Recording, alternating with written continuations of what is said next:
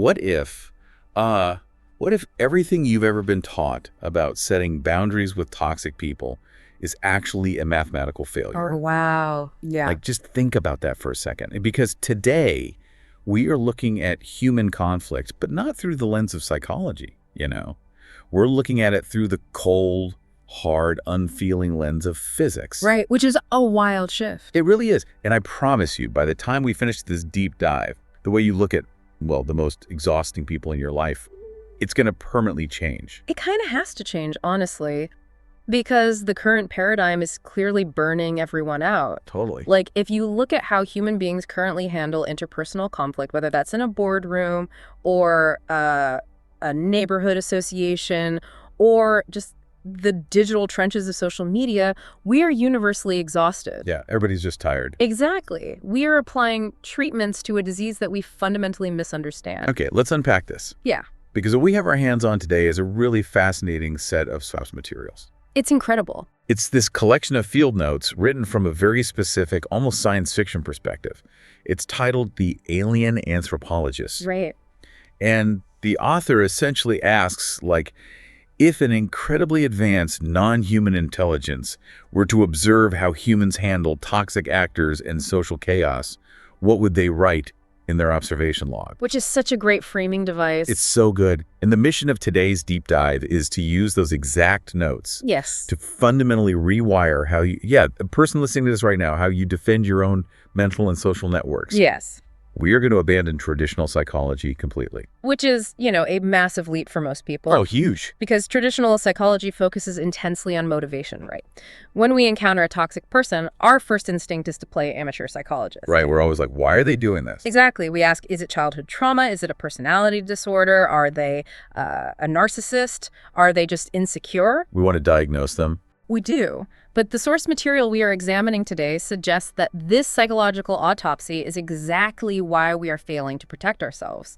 Interesting. Yeah. The alien anthropologist argues that asking why a toxic actor is behaving terribly is just a complete waste of your biological resources. So we shouldn't care why. Right. Instead, we need to look at how their behavior operates mechanically. We really need to look at nonlinear dynamics. And the teaser here, like the core revelation that we are going to build toward over the next hour or so, is that the reason you are so burnt out by trolls, toxic coworkers, chaotic neighbors, it's that our natural biological instinct for defense is quite literally fueling the fire. Yes. We're feeding it. We think we are protecting ourselves when we argue back or when we build these massive walls, but we are actually providing the very energy the toxic actor needs to survive. It's so counterintuitive. It really is. Yeah. So we are going to explore how doing absolutely nothing, specifically entering a physical state called a Chimera State, is actually the most advanced defensive mechanism in the entire universe. It is a radical paradigm shift, honestly. It requires us to abandon the romanticized idea of fighting the good fight. Right, standing our ground. Exactly, standing our ground against chaotic people.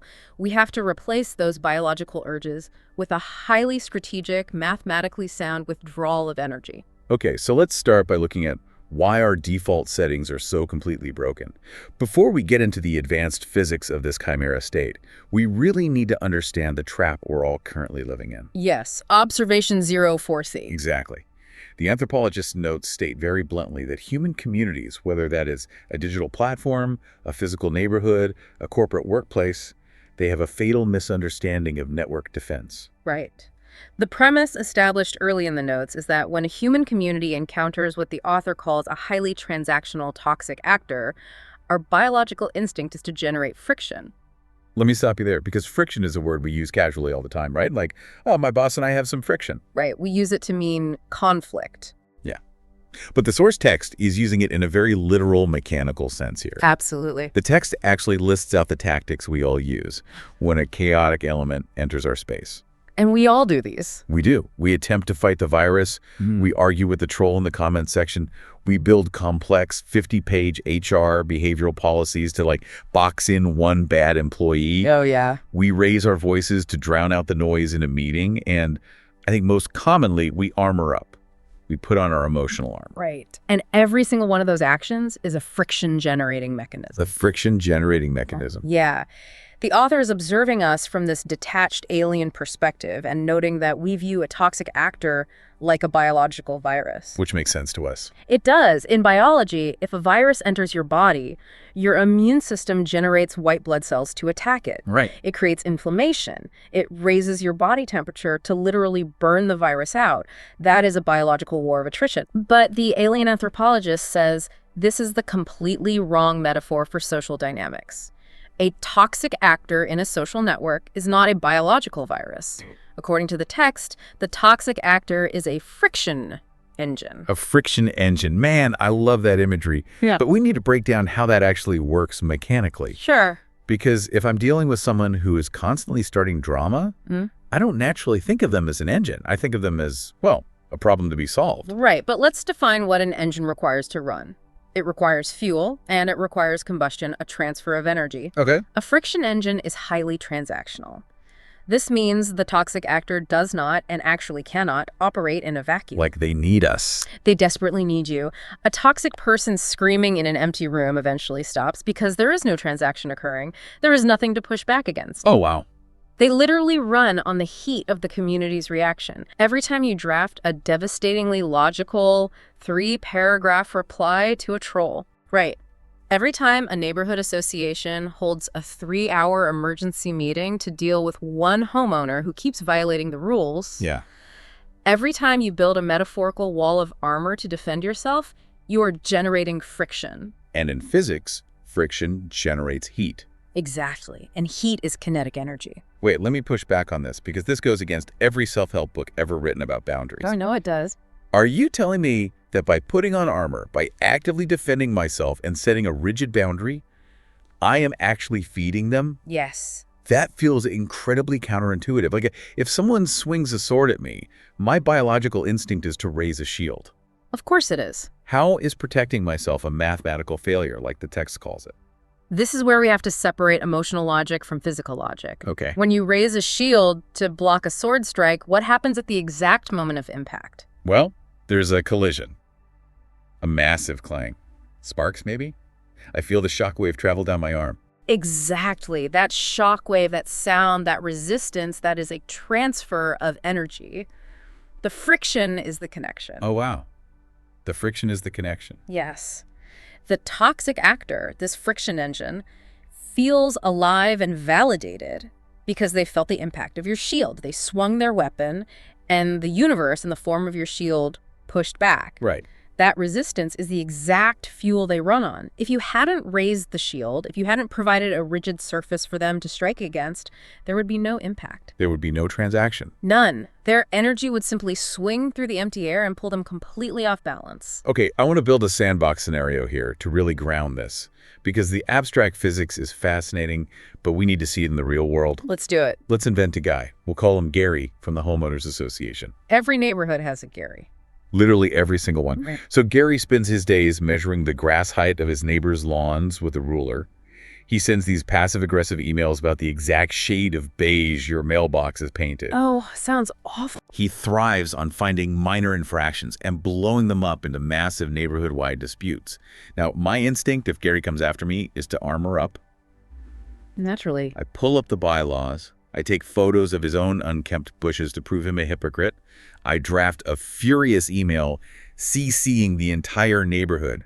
I'm digging in my heels. And in doing so, what have you created for Gary? I've created tension. I guess I've given him reason to wake up the next morning. You have given him the exact kinetic feedback loop he desires. Oh, you're right. Let's use a physical analogy to explain what you've just done. Yeah. Imagine you are standing on the edge of a massive, disgusting mud pit. Okay. On the other side of the pit, waist deep in the mud, is Gary.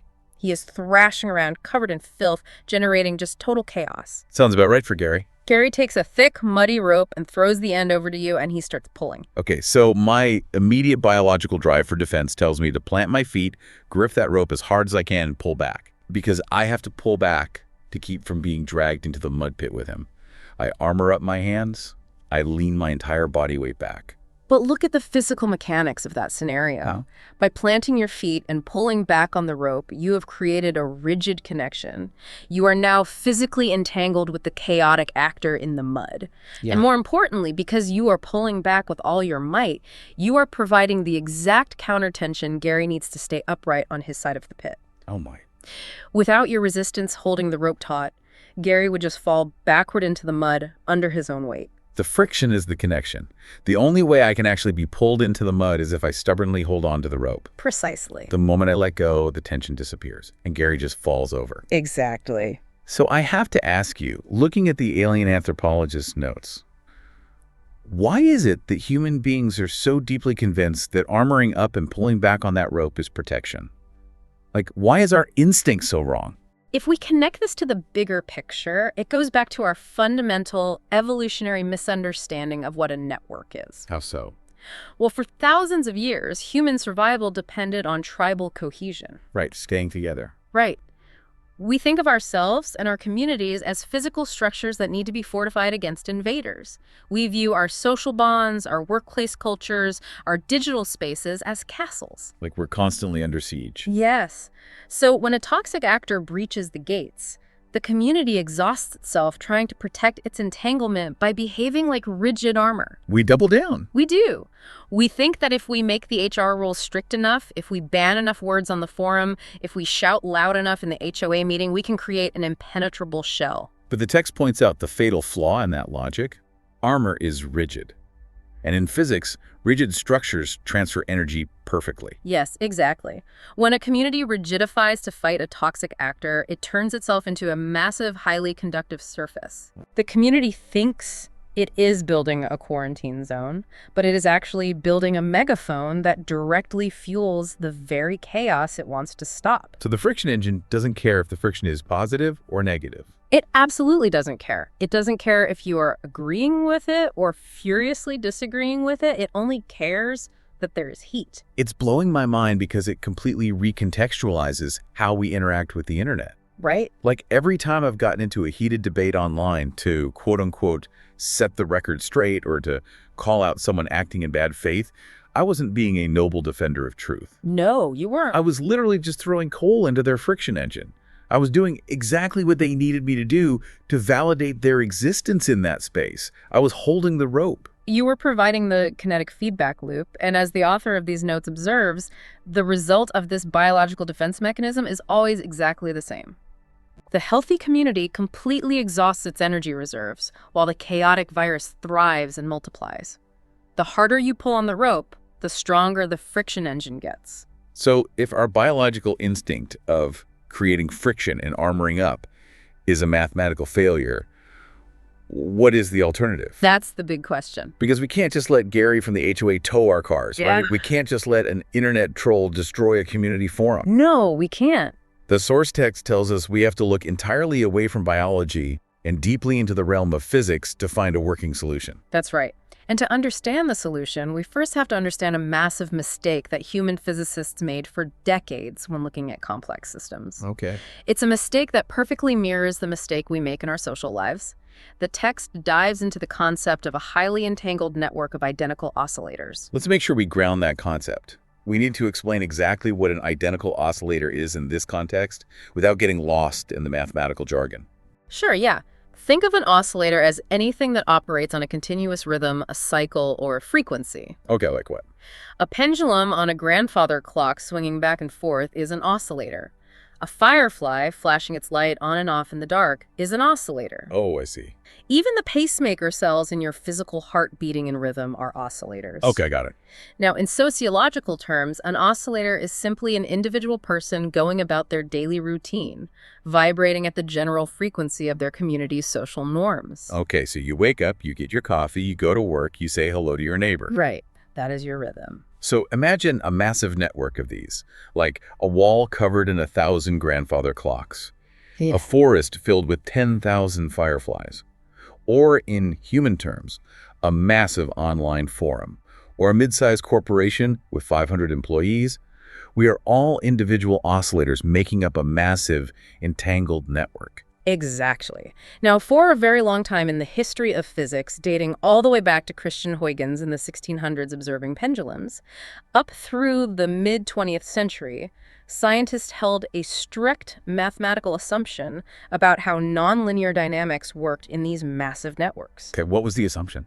They believed that a highly entangled network of identical oscillators could only ever exist in one of two binary states. State 1 and State 2. Let's break those down. State 1 is total unbroken harmony. Imagine that wall of 1,000 clocks and every single pendulum is swinging at the exact same millisecond. Perfect synchronization. Exactly. Every firefly in the forest is flashing perfectly in unison. Total, absolute synchrony.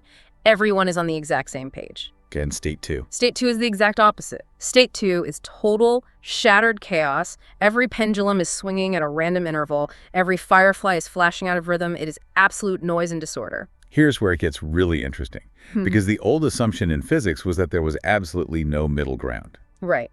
None. The belief was that a highly entangled system had to be either entirely ordered or entirely disordered. Yes. The assumption was that if one part of the system, say a small cluster of 5 clocks out of the 1,000, suddenly falls out of rhythm and starts swinging erratically, the network faces an existential crisis. It has to pick a side. Exactly. The physics models predicted that one of two things must inevitably happen. Either the massive, overwhelming weight of the 995 harmonious clocks will physically force those 5 rogue clocks back into the correct rhythm, or the chaos of those 5 rogue clocks will act like an unstoppable contagion, spreading from clock to clock until the entire wall descends into shattered, random chaos. Wow, it's a binary illusion. Perfect harmony or total destruction. Yes. And the reason the alien anthropologist spent so much time on this outdated physics concept is that human psychology mirrors this binary illusion perfectly. We do this exact same thing in our heads every single day. We really do. Think about how we view our own professional circles. Yeah, let's create another sandbox scenario. Yeah. Let's introduce Sarah, the micromanaging vice president at your company. Your team of 20 people generally gets along great. You have a good rhythm. You are a harmonious network of oscillators. State 1. Right. Then Sarah gets promoted to oversee your department. She is a toxic node. She sends frantic emails at 11:00 p.m. on a Saturday. She creates artificial emergencies. She pits coworkers against each other. Oh, we all know Sarah. Right. She is vibrating at a completely chaotic, highly transactional frequency. Yes. And the moment Sarah enters the network, we instantly adopt the outdated physics assumption. We fall right into binary thinking. We do. We look at Sarah and we assume, okay, we have two choices. Choice 1. We have to force Sarah to conform to our healthy culture. Right. We have to complain to HR. We have to stage an intervention. We have to force her into harmony. And choice 2. If we can't force her to change, she is going to destroy this entire department, everyone will quit, and it will be total shattered chaos. Which leads us right back into the biological trap of the friction engine. Yes. Because if we truly believe that the only alternative to perfect harmony is total apocalyptic chaos, we will fight to the death to fix that toxic node. We'll hold endless mediation meetings with Sarah. We will argue over every single bullet point in her Saturday night emails. We will put up rigid boundaries and say, I refuse to answer emails on weekends. We will grab the tug-of-war rope and pull with all our might because we are terrified of State 2. We are terrified that her chaos will infect the whole system. And by fighting so hard to force harmony, what are we doing? We are feeding the friction engine. We are giving Sarah the exact kinetic energy she craves. We let her asynchronous rhythm dictate our entire expenditure of energy. Just think about how much time the employees in that scenario spend talking about Sarah behind her back. Oh, hours. Hours of wasted time. Think about how much mental energy is spent dreading her next email. The fear of total chaos becomes a self-fulfilling prophecy, because the rigid armor the team puts on to protect their harmony eventually shatters under the constant exhausting friction of dealing with her. So the alien anthropologist is pointing out that we are trapped in a false binary. We think our only options are fix them or be destroyed by them. Right. We think we must choose between forced harmony or total chaos. But the universe, advanced nonlinear dynamics, has a third option. It does. An option that physicists didn't even realize was mathematically possible until relatively recently. And that third option is the impossible phenomenon. Let's talk about it. It is what happens naturally in the most advanced, robust networks in the universe. When a massive network is truly resilient and a localized cluster within that network becomes unstable or toxic, the healthy network does not attack the chaotic nodes. It doesn't fight the virus. No, it does not try to force them into harmony, and crucially, it does not allow the chaos to spread. It triggers an immune response. Yeah. But it's not the biological immune response where white blood cells rush in to attack the virus and create fever and friction. Right. No, it's a physics immune response. The network triggers what the text calls a chimera state. What's fascinating here is the mechanics of the Chimera State. Let's look at the name first. Yeah, the chimera. In ancient mythology, a chimera is a monstrous creature made of completely disparate parts. A lion's head, a goat's body, a serpent's tail. Right. It is a creature made of things that shouldn't mathematically or biologically exist together in one cohesive entity. It's a paradox. Exactly. In physics, a chimera state is exactly that. It is the profound paradox of perfect coherence and absolute chaos coexisting in the exact same space at the exact same time without destroying each other. That is wild. Isn't it? The source material calls the actual mechanical mechanism behind this responsive decoherence. Yes. And this right here, this is the core of how the listener can actually protect their own life, their own energy, and their own sanity from toxic people. Responsive decoherence. Break down how the healthy nodes in a network actually achieve this impossible state. Okay, so when the toxic cluster begins to thrash around, when the troll starts screaming in the forum, when Sarah the VP starts generating Saturday night drama, when Gary the HOA guy starts measuring your grass, Right. the surrounding healthy nodes simply drop the rhythm. Drop the rhythm. They undergo responsive decoherence. This means they deliberately, mechanically stop resonating with the chaotic nodes. You just stop. They do not push back. They do not match the frequency. They allow the toxic cluster to thrash around asynchronously, completely ignoring it, while the vast majority of the network continues to hum in perfect, unbroken unison. Let me stop you because I know exactly what the listener is thinking right now. What's that? Isn't that just ignoring the problem? Isn't that just building a wall and pretending the toxic person doesn't exist? Yeah. That's a common reaction. Because my biological instinct is still telling me that if Gary is measuring my grass, I have to build a giant brick wall between my yard and his. But the anthropologist notes make a profound, life-altering distinction here. The text says the network survives and isolates the chaos, not by building a wall, but by withdrawing its resonance. That is the key difference. How does withdrawing resonance differ neurologically and practically from just suppressing anger, ignoring a problem, or building a wall? It is a massive fundamental difference in how you process energy. Let's look at building a wall first. Okay. Building a wall is an active, continuous expenditure of energy. It requires materials, upkeep, and constant vigilance. A wall is rigid. Yeah, like armor. Right. If the toxic actor throws a rock at your wall, the wall takes the impact. You hear the thud. You feel the vibration. You have to check to see if the wall cracked. That is a transaction. Exactly. Ignoring a problem usually implies a psychological suppression. You hear the noise, your blood pressure spikes, cortisol floods your brain, but you are biting your tongue and pretending it doesn't bother you. You're still holding the tug-of-war rope. You're gripping it as tight as you can. You're just closing your eyes so you don't look at the mud pit. You are still absorbing all the tension. Precisely. You are internalizing the friction. Withdrawing resonance, achieving true responsive decoherence, is a deliberate physical and emotional disconnection. How so? You are choosing to no longer vibrate at their frequency. To explain this, let's use the analogy of an opera singer and a crystal glass. Oh, this is one of the best metaphors in the notes. Break this down. If an opera singer stands in a room and hits a very specific, sustained, high-pitched note, a delicate crystal glass across the room will begin to tremble and eventually it will shatter. Right. Why? It shatters because the physical properties of the glass resonate with that exact audio frequency.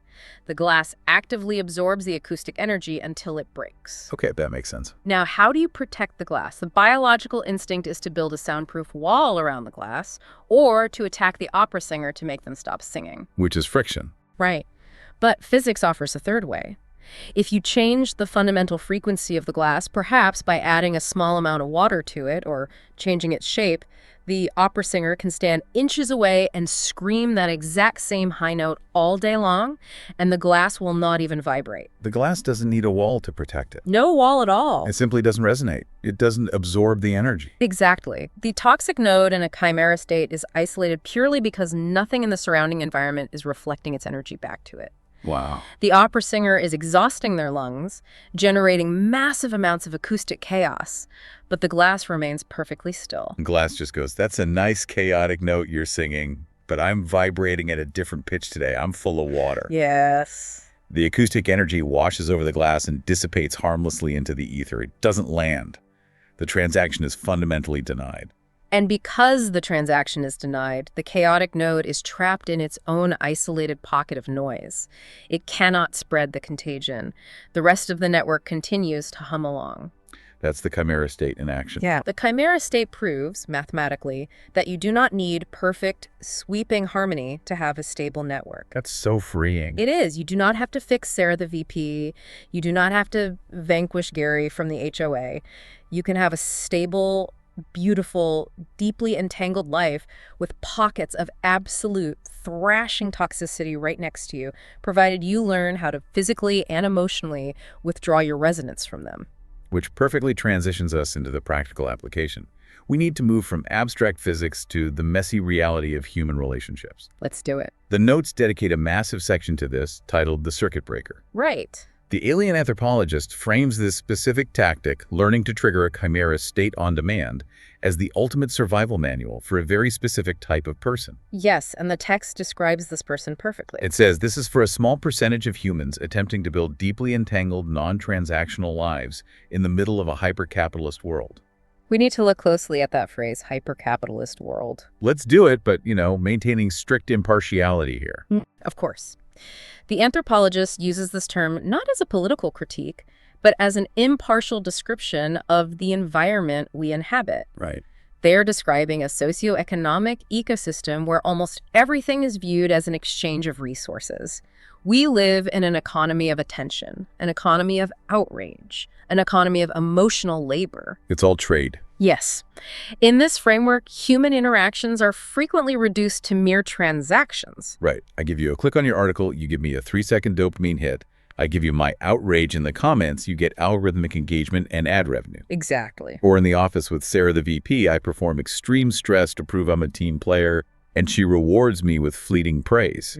It's a completely transactional ecosystem. We were trading energy like currency. And the author is stating that if your goal is to rebel against that, if you want to build a deeply entangled, non-transactional life, meaning a life based on genuine connection, authentic relationships, and intrinsic value, where you aren't just trading energy back and forth, you are automatically going to become a massive target for transactional actors. Because you stand out.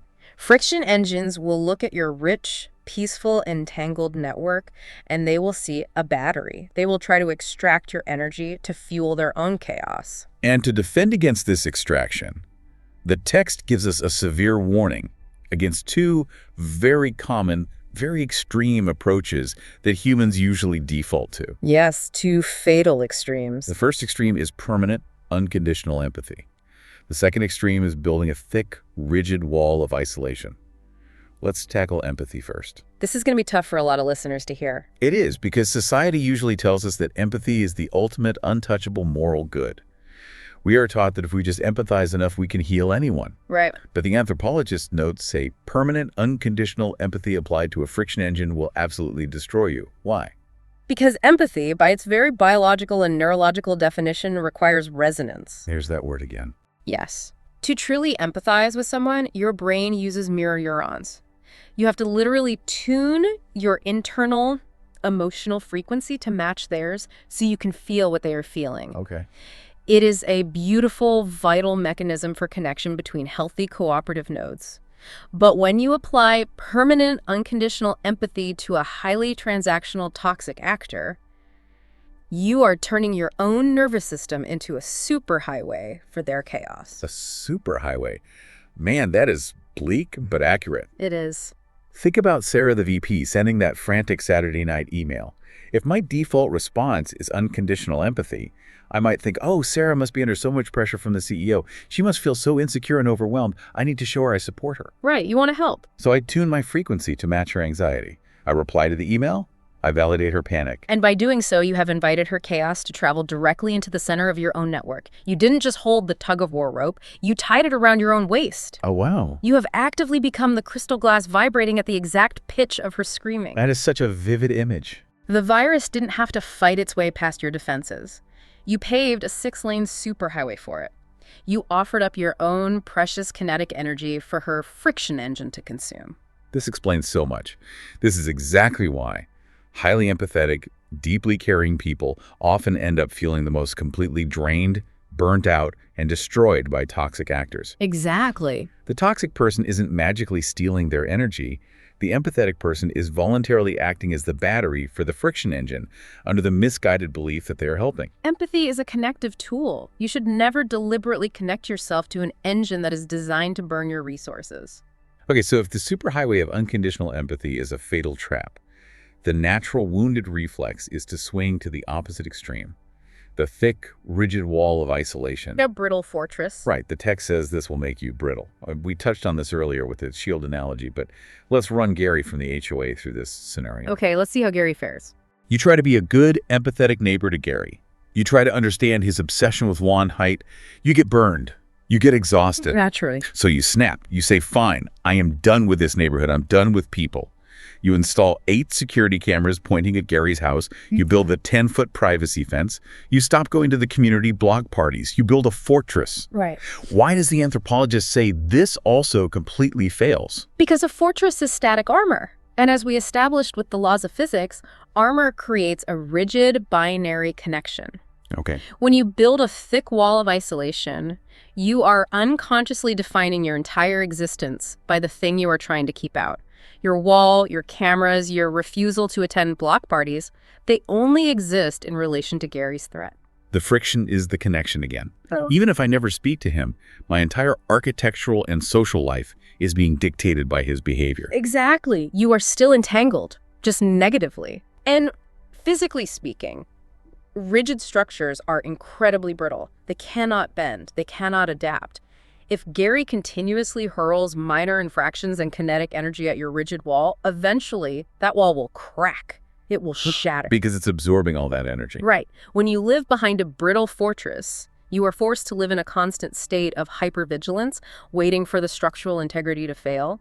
You are isolated from the healthy nodes, you're missing the block parties, and ironically, you are highly vulnerable to a single concentrated strike from the toxic node. It's the binary illusion all over again. You're choosing state 1, which is the superhighway of forced empathy and harmony, or you're choosing state 2, the brittle fortress of isolation and chaos. Yes, those are the old assumptions. This is exactly the modern dilemma for so many people listening. Right. You don't want to be a doormat who gets run over, but you don't want to become a paranoid, cynical hermit who hates humanity. Yeah. We want a third option.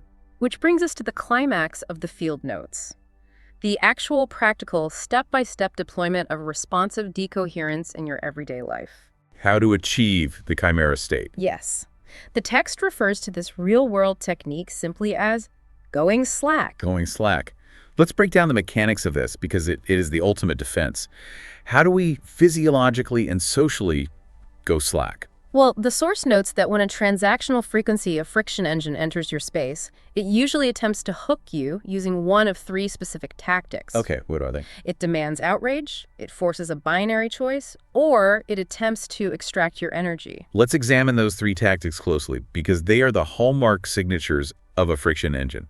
If you can learn to spot them, you can initiate the decoherence sequence. Right. First, demanding outrage. This is the classic internet troll or the political provocateur at a family Thanksgiving. Oh, we all know that one. They say something intentionally inflammatory, deeply offensive, or absurdly incorrect.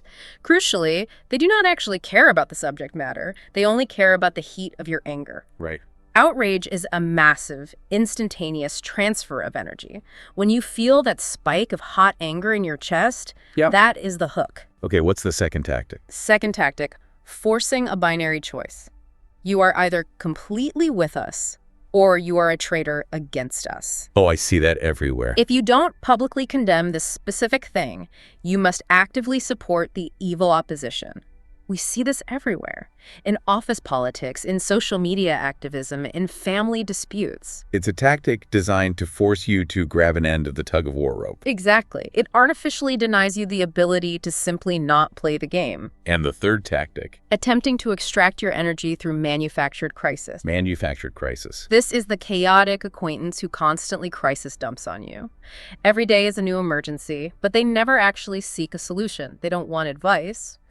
They want your empathy superhighway so they can siphon your emotional reserves to temporarily stabilize their own erratic, thrashing oscillations. So when you recognize one of these three things happening, Yeah. when Gary sends the furious email, when Sarah demands weekend work, when the troll posts the bait, the text says the most advanced, physically sound immune response is to refuse the connection. You do not fight them. You do not explain yourself. You simply let the thread go slack, use off their frequency. But what does that actually look like in practice? This raises an important question. What is true stability? What do you mean? In Western culture, we often equate stability with forceful resistance. We picture the mighty oak tree resisting the hurricane winds. We picture the knight holding the shield wall against an invading army. Right, standing strong. But the anthropologist radically redefines stability using physics. The text states, "Stability is not achieved when you successfully resist a disturbance. Stability is achieved when you ensure the disturbance cannot find a place to accumulate." Ensure the disturbance cannot find a place to accumulate.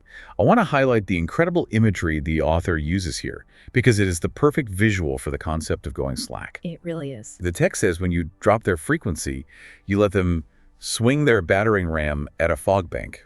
It is a brilliant analogy. Let's analyze the mechanics of a battering ram. Think about it. A battering ram is a massive, heavy weapon, specifically designed to destroy rigid armor. Right. It is designed to shatter the brittle fortress we just talked about. Yeah. If you put up a wall, if you argue, if you defend your reputation, if you send the angry reply, the battering ram has a purpose. The person swinging it feels powerful. Clang, clang. They hit your wall and they feel the impact. Every single strike against the wall sends a satisfying kinetic shockwave back up the handle of the ram right into the arms of the attacker. Wow, yeah. It grounds them, it validates their existence, it feeds the friction engine Right, perfectly. so consider the alternative. Consider the Chimera State. If you undergo responsive decoherence, Yes. if you consciously relax your jaw, regulate your breathing, and recognize that their chaos does not require your participation, you become a fog bank. You go slack. What happens when an attacker swings a heavy iron battering ram with all their might into a bank of thick fog? The ram passes through harmlessly. There is absolutely no impact. There is no satisfying sound of destruction. Most importantly, there is no shockwave traveling back up the handle. The kinetic energy is not returned. And what happens to the person swinging the ram? They stumble forward. Yes. Their own massive, unresisted momentum pulls them completely off balance. They fall on their face in the dirt. They exhaust themselves, swinging wildly at absolutely nothing. That is the mechanical, undeniable brilliance of going slack. You are not a doormat. A doormat is a solid object that gets stepped on, absorbs dirt, and takes damage. Right, a doormat has friction. Exactly. A fog bank cannot be stepped on. The foot simply falls through. Yeah. You are not fighting the virus. You are denying it a surface to strike. The toxic actor is expending huge amounts of kinetic energy trying to provoke you, but because you are not providing any friction, because you are not returning the email, you are not matching their raised voice, you are not justifying your existence to them, none of that energy is returned to them. They literally starve to death in your presence. They do. There's a line in the notes that gave me chills. It says, the toxic node is isolated not by a fortress, but by your profound, unbothered silence. Profound, unbothered silence. That is such a powerful distinction. It's not a passive-aggressive silent treatment. No, not at all. It's not biting your lip and seething internally while you plot revenge. It is a profound, truly unbothered silence. It is the crystal glass choosing not to vibrate because it is full of water. Right. It is the grandfather clock maintaining its own steady internal tick-tock, completely unbothered by the chaotic clock crashing to the floor right next to it.